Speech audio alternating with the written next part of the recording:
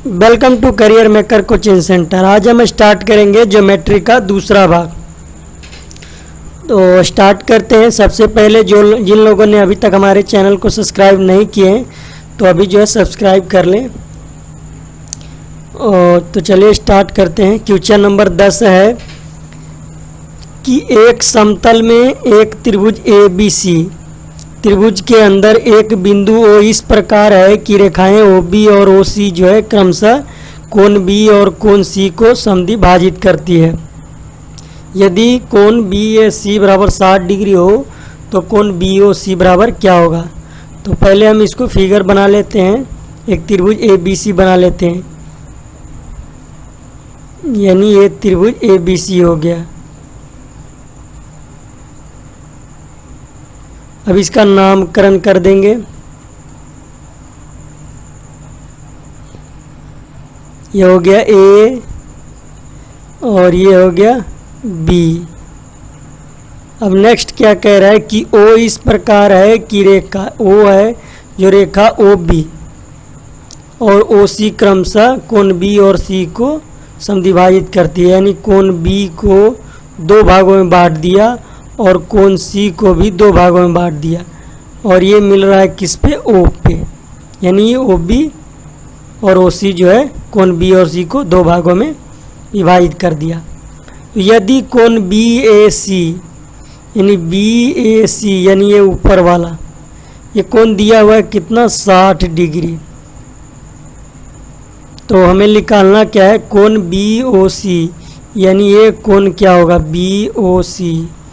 तो इसका direct formula हम क्या पुट कर देंगे, कोण BOC बराबर हो जाएगा 90 डिग्री प्लस कोण A/2। तो 90 डिग्री हो गया और कोण A कितना है, 60 डिग्री। तो ये 60/2, ये कट जाएगा, 30 आ जाएगा। तो ये 90 और 30 कितना हो गया, 120 डिग्री। तो ऑप्शन नंबर जो है एक हमारा राइट आंसर हो जाएगा। अब नेक्स्ट क्वेश्चन है, इसको पहले जो है कुछ इम्पोर्टेंट जो है आपको फैक्ट बता देते हैं। यदि दो समांतर रेखा को, ये दो समांतर रेखा हो गया, यदि दो समांतर रेखा को एक तीसरी रेखा काटे तो कौन कौन सा जो है कोण बनेगा। आइए हम इसको बताते हैं। पहले इसका हम नामकरण कर लेते हैं। इसको लिख देते हैं 1, इसको 2 और इधर हो गया ये 3 और ये 4 और ये 5 और ये 6 और ये हो गया 7 और ये हो गया 8। तो पहले तो हम बात करेंगे कि इसमें जो है शीर्षाभिमुख कोण कौन होगा। तो जो है आमने सामने की भुजा जो होती है, कोण होती है, वो क्या होती है, शीर्षाभिमुख कोण। यानी कोण 1 और कोण 7 क्या होगा, शीर्षाभिमुख कोण। कोण 1 और कोण 7 ये दोनों आपस में क्या होंगे, बराबर होंगे। चलिए अब ये तो हो गया शीर्षा अभिमुख कोण। अब ये कोण और 1 7 हो गया और ये यहाँ कोण 8 और किसके बराबर होगा, कोण 2 के बराबर। ये भी जो है आपस में बराबर हो गए। और इसके बाद नेक्स्ट बात करें तो कोण 6 और कोण 4 ये भी जो है क्या है, शीर्षाभिमुख कोण है। और कोण 5 इक्वल कोण 3 ये भी क्या है, शीर्षाभिमुख कोण है। अब नेक्स्ट बात करेंगे संगत कोण की। तो इनमें संगत कोण कौन होगा, तो कोण 1 और कोण 3 ये क्या होंगे, संगत कोण होंगे। यानी कोण 1 किसके बराबर होगा, कोण 3 के बराबर हो गया। और ये जो है कोण 2 और कोण 4 ये भी क्या होंगे, संगत कोण होंगे। यानी कोण 2 और कोण 4। अब इसमें बात करें इधर तो ये कोण 8 और कोण 6, ये जो है आपस में क्या होंगे, बराबर होंगे। और ये कोण 7 और कोण 5 ये क्या होंगे, संगत कोण होंगे। तो चलिए ये तो आपको समझ में आ गया कि संगत कोण कौन कौन होते हैं। अब बात करेंगे एकांतर कोण की। तो एकांतर कोण कौन होंगे, तो कोण 2 और कोण 6 ये क्या होंगे, एकांतर कोण होंगे और ये आपस में बराबर होंगे, कोण 1, कोण 2 और कोण 6। अब ये कोण 7 और कोण 3 ये भी क्या होंगे, एकांतर कोण होंगे।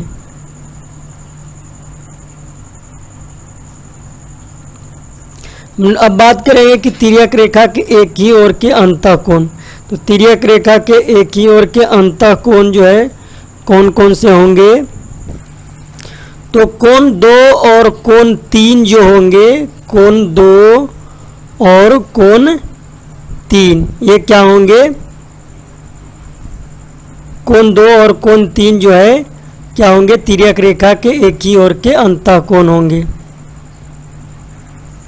और कोण 6 और कोण 7 क्या होंगे, तिर्यक रेखा के अंतः कोण होंगे।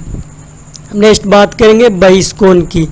तो ये ऊपर वाला जो बाहर में है कोण 8 और कोण 1 ये तो नामकरण है, ये दोनों आपस में बराबर नहीं होंगे, ये बल्कि ये नामकरण है कि बहिष्कोण कौन इनमें है, तो कोण 1 और कोण 8 ये क्या है, बहिष्कोण है। और बात करेंगे अंतः कोण की।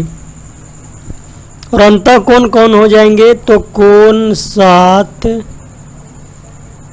और कोण 2 ये सब क्या है, अंदर में है इसलिए अंतः कोण हो गया, एकांतर अंतः कोण। और ये हो गया कोण 6 और कोण 3 ये क्या हो गया, एकांतर अंतः कोण। अगर बात करें कि जो है अंतः कोणों का जो है प्रत्येक युग्म जो है क्या होता है, संपूरक होता है, यानी 3 और कोण 6 ये क्या है, अंतः कोण है। और ये दोनों कोण जो है क्या होंगे, एक दूसरे के संपूरक होंगे, यानी ये दोनों कोणों का जो कितना होगा, 180 होगा। और इसका भी कोण 7 और कोण 2 दोनों कोणों का जो कितना होगा, तो 180 डिग्री होगा। और ये टोटल पूरा कितने का होगा, 360 का होगा। तो चलिए अब इसी बेस्ट पे आधारित जो है क्वेश्चन को सॉल्व करते हैं। क्वेश्चन नंबर 12 जो है सेम है। क्वेश्चन कह रहा है कि दी हुई आकृति जो है ए बी और सी डी रेखाओं को EF तिर्यक रेखा काटती है। तो यह नामकरण दिया हुआ है, मिलान करना है। अब मिलान करना है कोण A, कोण 1, कोण 5 तथा कोण 2 और कोण 6 क्या है, तो कोण 1 हो गया और कोण 5 और कोण 2 और कोण 6 ये क्या होंगे, तो ये हो गए संगत कोण, यानी एक किसके साथ जाएगा, संगत कोण का जोड़ा, यानी ए जाएगा किसके साथ, डी के साथ। तो चलिए ये तो मिलान हो गया। नेक्स्ट कोण 3 कोण 5, कोण 3 कोण 5 और फिर है कोण 4 और कोण 6। तो ये क्या हो जाएंगे, तो ये जो है तिर्यक रेखा के एक ही ओर के अंतः कोण है, तिर्यक रेखा के एक ही ओर के ये अंदर में है इसलिए अंतः कोण है, यानी ये दूसरा वाला बी जो है किसके साथ हो जाएगा, सी के साथ। अब नेक्स्ट कोण 1 और कोण 2, कोण 1 और कोण 2, कोण 5 और कोण 6, कोण 1 और कोण 2 और सॉरी कितना है, कोण 7 और कोण 8 ये दोनों बाहर में है, तो ये बहिष्कोण हो जाएंगे। तो ये हो जाएगा बहिष्कोण, यानी ये मिल गया इसके साथ। बाकी बच गया ये कोण 3 और कोण 4, 3 और 4 और 5 और 6 ये तो क्या है, अंतः कोण है। तो ये हो गया अंतः कोण। मिलान करना है ए किसके साथ, डी जाएगा, यानी ये डी यहाँ मिल रहा है और बी किसके साथ मिला है, तो बी मिला है सी के साथ, यानी यहाँ, और सी किसके साथ मिला है, तो सी मिला है बी के साथ, यहाँ हो गया, और डी मिला है ए के साथ, यानी ऑप्शन नंबर 3 जो है इसका राइट आंसर हो जाएगा। अब नेक्स्ट क्वेश्चन है कि एक ही धरातल में समांतर रेखाओं के संबंध में निम्नलिखित कथनों पर विचार कीजिए। पहला क्या है कि यदि दी रेखाएं L2 और L3 तीसरी रेखा L1 के समांतर है तो LT और L3 परस्पर समांतर होंगे, यानी ये पहला L2 हो गया, ये हमने लिख दिया L2। और दूसरा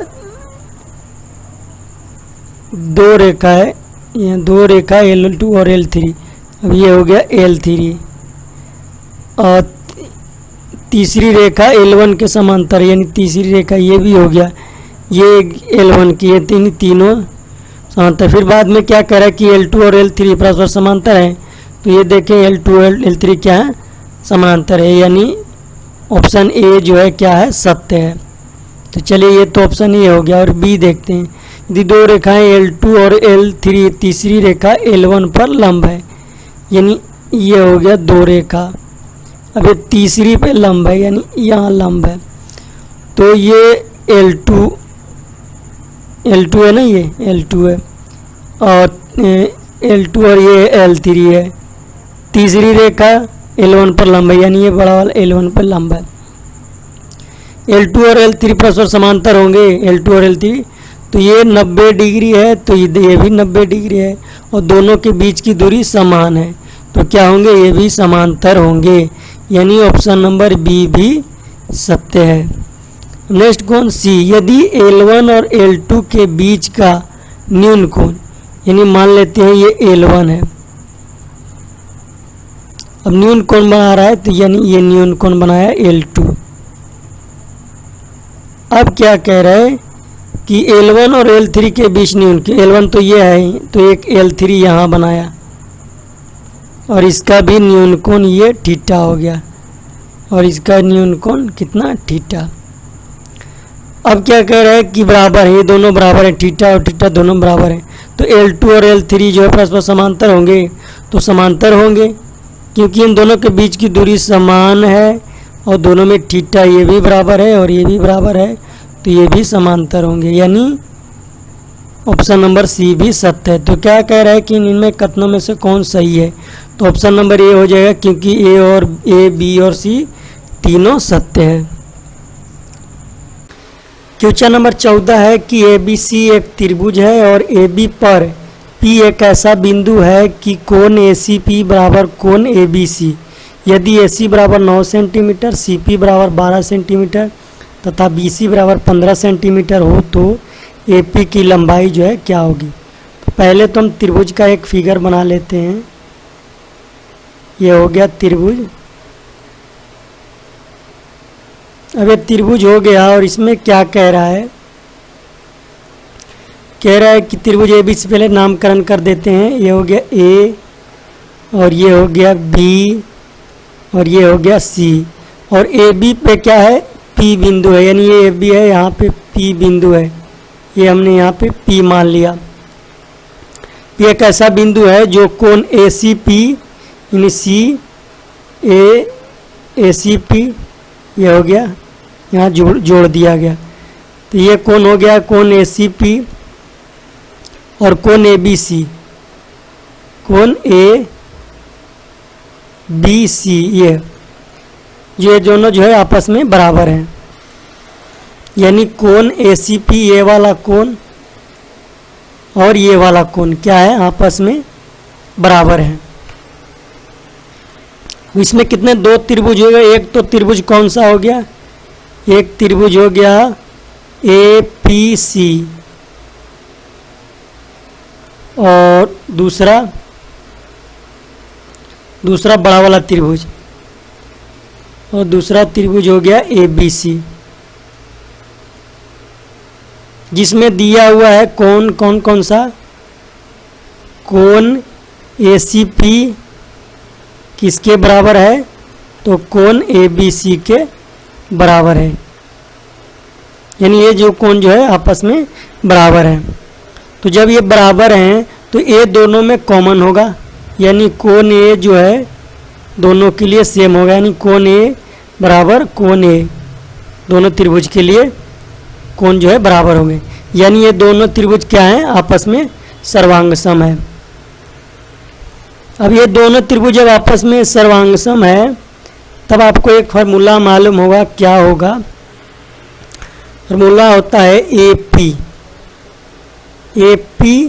ये हो गया ए पी बट्टा ए सी, ए पी बट्टा ए सी बराबर क्या होता है, पी सी बट्टा बी सी, यानी सी पी बट्टा कितना बी सी। अब यहाँ पे ए पी क्या करना है, निकालना है, तो चलिए ए पी हमने लिख दिया। अब ए सी का मान दिया हुआ है यहाँ पे कितना 9, ये 9 हो गया, ए सी कौन सा है, ये 9 दिया हुआ है, और बी सी कितना दिया है 15, और सी पी कितना है 12 है, तो ये हमने लिख दिया। अब सी पी कितना है, तो सी पी है 12, तो ये हो गया 12, और बी सी कितना है, तो बी सी है 15। हमें ए पी निकालना है तो क्रॉस मल्टीप्लाइकेशन कर देंगे, तो इसको नेक्स्ट पेज में ले चलेंगे, ये हो जाएगा 15 ए पी, कितना हो जाएगा, तिरछा तिरछी गुना करेंगे तो 15 ए पी बराबर कितना होगा, गुना करेंगे तो 92 टोटल से, यानी 108 हो जाएगा। अब ए पी बराबर कितना हो जाएगा, 108 बट्टा 15, ये 108 है। अब ये कट जाएगा 36 टोटल से, और 35 15। अब आप 36 में 5 से डिवाइड करेंगे तो 7.2 जो है इसका राइट आंसर हो जाएगा, यानी ऑप्शन नंबर 4 जो है इसका सही होगा। क्वेश्चन नंबर 15 है कि यदि आकृति पी आर समांतर ए बी, यानी ये पी और आर जो है किसके समांतर है, ए बी के, और पी क्यू समांतर है बी सी के, ये पी और क्यू समांतर किसके है, बी सी के, तथा क्यू आर समांतर है किसके, सी ए के, क्यू आर जो है समांतर है सी ए के, तो ए सी और क्यू आर में क्या संबंध है। तो ए सी और क्यू आर में संबंध ज्ञात करना है, तो पहले हम बात करेंगे यहाँ एक जो है सी आर समांतर किसके होंगे, ए बी के भी हो सकते हैं, क्योंकि ये जो है आप बराबर है, ये चतुर्भुज बना रहा है ना, चतुर्भुज बना रहा है, कौन सा बना रहा है, तो ये चतुर्भुज बना रहा है सी आर ए बी, ये क्या हो गया, ये चतुर्भुज हो गया, और ये समांतर चतुर्भुज बना रहा है, यानी सी आर किसके समांतर, ए बी के होंगे। तो ये जब आपस में समांतर चतुर्भुज बना रहे हैं तब ये सी ए किसके बराबर होगा, सी ए जो है बी आर के बराबर होगा, क्योंकि आमने सामने की भुजा बराबर होती है, तो ये हमने लिख दिया बराबर बी आर। अब नेक्स्ट बात करेंगे, एक और चतुर्भुज बन रहा है, यहाँ पे कौन कौन सा, यहाँ पे एक जो है ए समांतर हो रहा है, सी ए किसके समांतर हो रहा है, बी क्यू के, हो रहा है कि नहीं, तो हो रहा है। अब जो है अब सी ए हो गया, तो अब यहाँ पे जो है सी ए किसके बराबर होगा, आमने सामने की भुजा बराबर होती है, यानी सी ए समांतर होगा बी क्यू के, होगा कि नहीं, तो होगा। तो यहाँ पे हमें निकालना है ए सी और क्यू आर में, या सी ए कहें या ए सी कहें, एक ही चीज़ है, ए सी और क्यू आर में संबंध ज्ञात करना है। अगर हम यहाँ पे इसको x मानते हैं, तो अगर x मानेंगे और हम सी आर समांतर ए बी से चलेंगे तो ये भी तो x हो जाएगा। और अगर हम इस चतुर्भुज की बात करें, कौन सा चतुर्भुज, चतुर्भुज ये तो हमने लिखा ही नहीं, चतुर्भुज बी सी ए क्यू, दो चतुर्भुज बन रहे हैं ना, चतुर्भुज बी सी ए क्यू। तो अगर इसमें बात करें तो अगर ये x है तो ये भी x है, तो क्या हुआ, अब देखें, अब ए सी और क्यू आर में संबंध ज्ञात करना था ना, ए सी बराबर क्यू आर, तो ए सी। अब ए सी बराबर क्यू आर नहीं होगा, लेकिन ए सी बराबर क्या हो जाएगा, ए सी अगर एक्स है, सॉरी यहाँ पे ये बराबर में नहीं होगा, ए सी एक्स आ गया, ए सी क्या आ गया एक्स, ये क्या है एक्स है, और क्यू आर, क्यू आर हमारा क्या आ गया, क्यू आर यहाँ से लेके यहाँ तक क्या आ गया एक्स है, बी क्यू बराबर एक्स है और बी आर बराबर एक्स है, तो ये हो गया 2x। तो क्या हो गया कि ए सी बराबर जो हो गया, ए सी बराबर क्या हुआ, उसका हाफ होगा, किसका 1/2 क्यू आर का, यानी ये 2x है तो ये x है, यानी क्यू आर का आधा है, यानी ऑप्शन नंबर 1 जो है सही होगा। क्वेश्चन नंबर 16 कि ए बी सी डी एक वर्ग है और ए बी बी सी और सी डी में क्रमशः एम एन और आर बिंदु इस प्रकार हैं कि एम बराबर बी एन बराबर सी आर। यदि कोण एम एन आर 90 डिग्री हो तो कोण एम आर एन बराबर क्या होगा। तो पहले हम एक वर्ग ले लेते हैं। चलिए ये हो गया,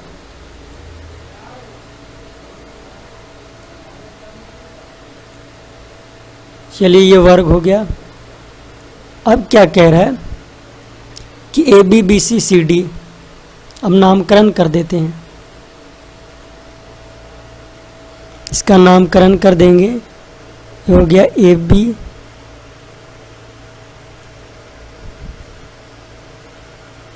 सी डी, तो ये हमने नामकरण कर दिया।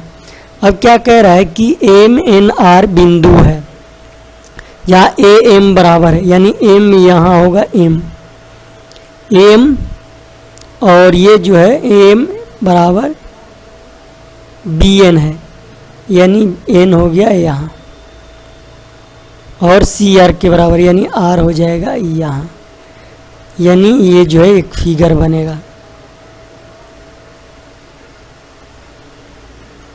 तो चलिए ये फिगर बन गया, जहाँ ये दे रहा है कि कोण एम एन आर यानी एम एन आर, यानी ये वाला कोण जो है कितना है 90 डिग्री दिया हुआ है, 90 डिग्री ये पूरा दिया हुआ है। तो यहाँ पे हम लिख देंगे एम बराबर क्या है, एम बराबर है किसके बी एन के, एम बराबर जब बी एन के है, एम बराबर है किसके बी एन के, तब जो है एम बी बराबर किसके बराबर हो जाएगा, ये जो है एम बी जो हो जाएगा किसके बराबर हो जाएगा, सी आर के बराबर हो जाएगा। एम बी किसके बराबर हो जाएगा, सी आर के बराबर हो जाएगा, सी एन के बराबर हो जाएगा, सॉरी एम बी किसके बराबर हो जाएगा, सी एन के बराबर हो जाएगा।